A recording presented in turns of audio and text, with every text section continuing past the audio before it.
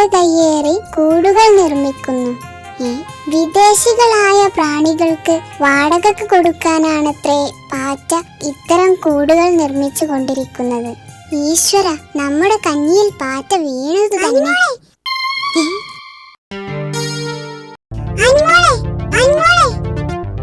എന്താ കേട്ടാ? എന്ത് പറ്റി?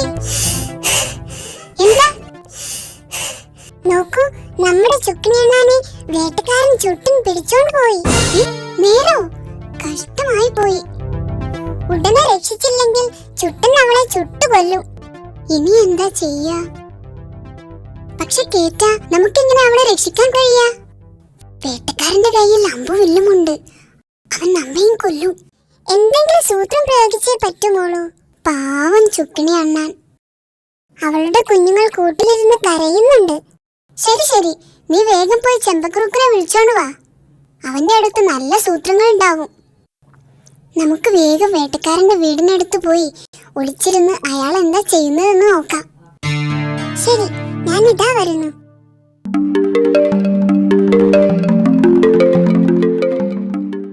കഷ്ടമായി പോയി.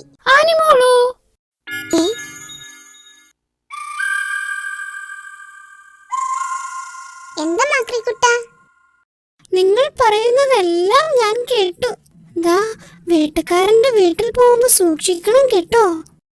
അവൻ മഹാബുദ്ധിമാനാ. അവൻ നിങ്ങളെയും കൊല്ലും. അവന്റെ കെണിയിൽ പെടാതെ സൂക്ഷിക്കണം. എങ്കിൽ മാക്രിക്കുട്ടനും വാ ഞങ്ങളുടെ കൂടെ. തീർച്ചയായും വരാം. ചുക്കിണേണ്ണാൻ നമ്മുടെ ചങ്ങാതിയല്ലേ. ആപത്തിൽ കൂട്ടുകാരെ സഹായിച്ചില്ലെങ്കിൽ നമ്മൾ നല്ല ചങ്ങാതിമാരാവുമോ? കേട്ടനും ചെമ്പനും എത്തിയല്ലോ. ശരി, നമുക്ക് വേഗം പോകാം.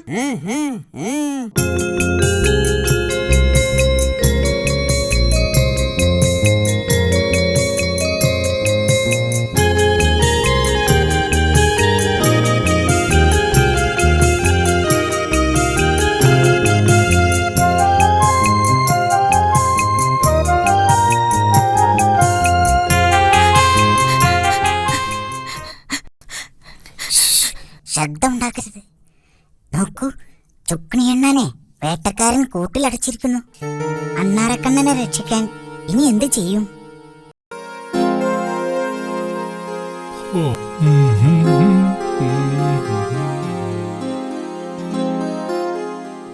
ചെമ്പ നോക്കൂ, വേട്ടക്കാരൻ വീടിന് പുറത്തിറങ്ങി വരുന്നു.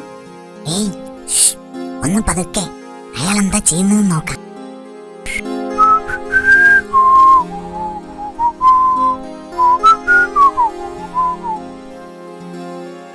എന്താ അണ്ണാരക്കണ്ണ, നിന്റെ മുഖത്തൊരു സന്തോഷമില്ലാത്തത്?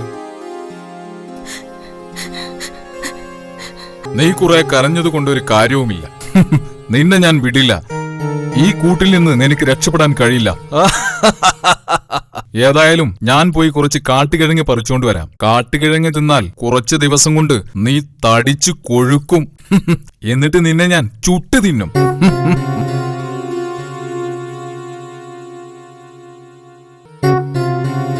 ആനിമോളെ, ഇനി ഇവിടെ നിന്നാൽ അപകടമാ.